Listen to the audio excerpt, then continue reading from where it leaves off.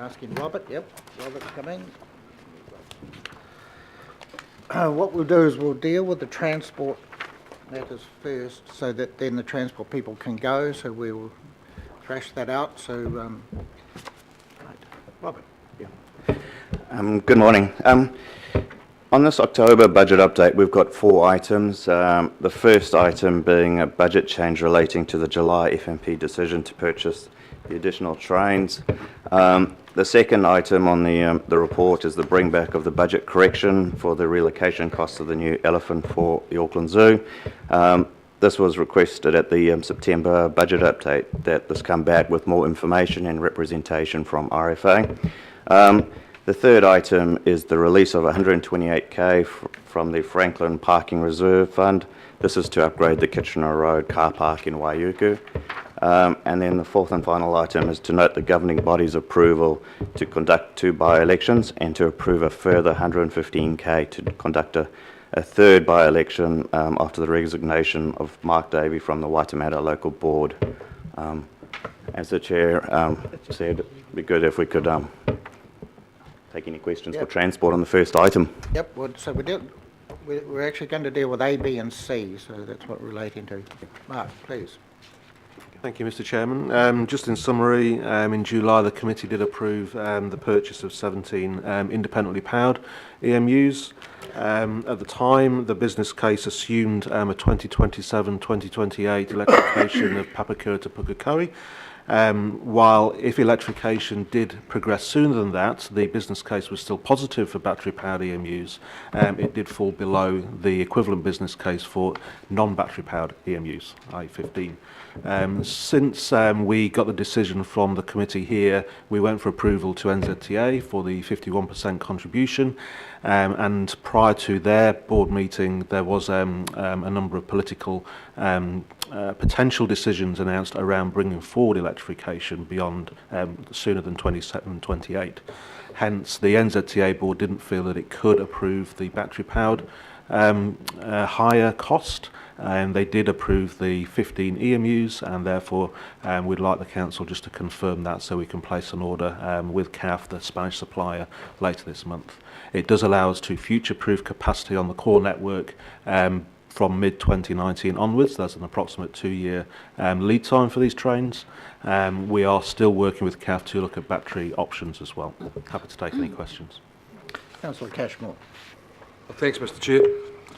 So we made the decision in good faith and knowledge we had at the time. NZTA subsequently thought they could bring electrification to Puki further forward.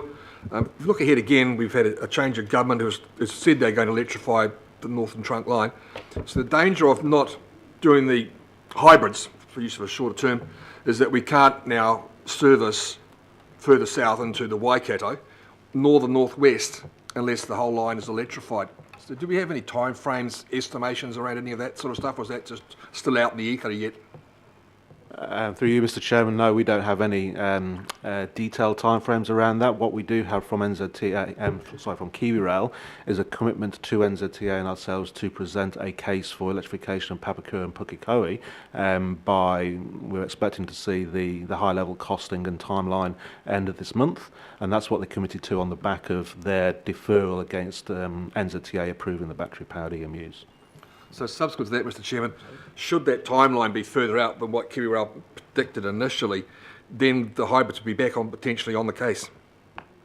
Potentially, yes. We're waiting for that call. Ultimately, if KiwiRail decide to electrify within the next 2 or 3 years, that'll be a fantastic outcome, I think, for us. We can get the surety of service and the EMUs, but at the same time, if they choose 5 to 6 years, Auckland Transport still believes there's a case for pursuing a battery option to provide us with that extra resilience around particularly Mount Eden closing during the construction of CRL, and also potentially going beyond Pukekohe as well. So we have a month grace time, basically, Mr. Chair. Thank you. Yeah, so we just confirm, Mark, that, with C, we have till what, mid-December? Would you have to come back to the Finance Committee in December? We would have to if we went down that path, yes. Thank you. Councillor Lee. Yes, Mr. Chairman, I applaud NZTA in taking this decision and not investing in untested, risky technology, and instead supporting the sensible option, which we all should do, following the example of the ARC and the legacy councils, and fight for electrification to Pukekohe and onwards, rather than passively sitting on our hands and supporting high-risk, untested battery trains. So that's behind us now. I made that point at the meeting, and I lost the argument 20 votes to 1. However, things have moved on. In terms of a backup, it's up to us to push hard for electrification, up to us. That's what we're here for. However, if there are delays, battery trains, I suggest, are not the answer. We have a fleet of diesel DMUs. We have another fleet, well, part of it still sitting at Tamaranui. There are options. And if you're really into hybrids, you would go for, and I'm not suggesting this, but if you were going for hybrids, you wouldn't go for battery trains, you would go for diesel electric trains. Not DEMUs, but diesel electric hybrid trains. However, it's up to us now to make a strong case to keep the government to its promise about electrification to Pukekohe and onwards. Thank you. And if Auckland Transport do come back in December, Councillor Lee obviously has another chance to discuss and debate that very issue that you're bringing up. Are there any further questions? Councillor Holtz. Thank you, Mr. Chair. I guess it would be remiss of me not to make sure that the Norwest was mentioned, and the capacity for expansion into the Norwest. It's always left out of the discussion, and being the fastest growing area and the greatest opportunity to provide public transport up to the Kumu Huapai area, we do need to hold that space open. I guess, Mr. Chair, my frustration at the Tunnel Hill Tunnel always being seen as something that stops that discussion.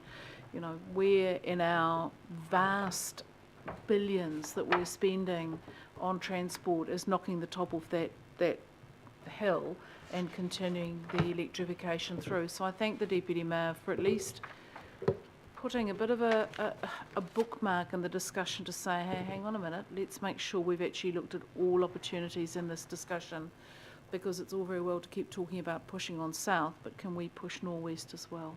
Thank you. Councillor Darby. Thanks, Chair. And Mark, thanks again for the replies last night, this morning. On my questions, I guess there's a bigger question now, and again, it's related to changes over the last few days in government. And I think ATAP refers to this, the need to address a more agnostic view of how the strategic transport network is funded. At the moment, the strategic road network, the state highway network, is 100% funded by government. The strategic public transport not, the strategic cycling network not, and if there is a strategic walking network in the future, we will find out about how that might be funded.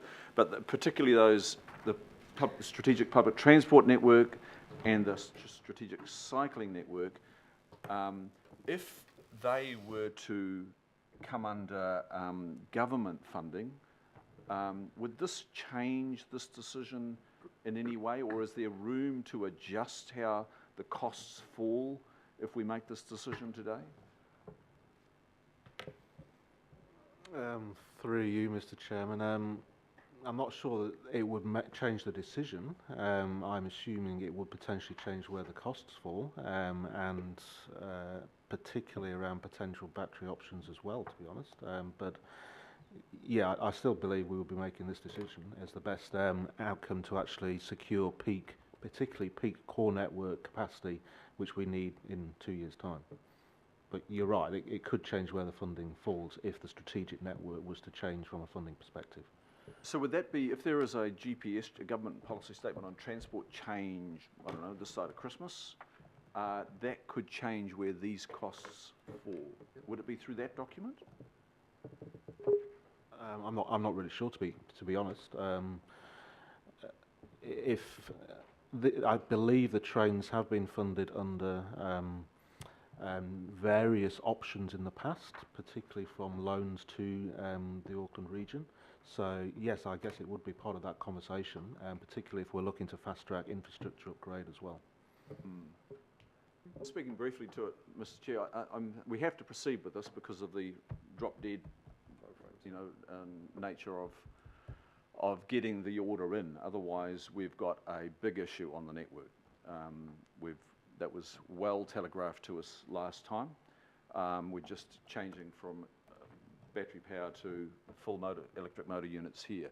But I'd probably want to signal that if there is any hint of changes in the funding arrangements for the strategic public transport network, which is overdue, then we need to know how we can recover this expenditure. And I'm sure AT would be on the lookout for that. Right, well, I'm happy to move these 3 resolutions. Do we have a second? Councillor Fletcher, thank you very much. No further discussion.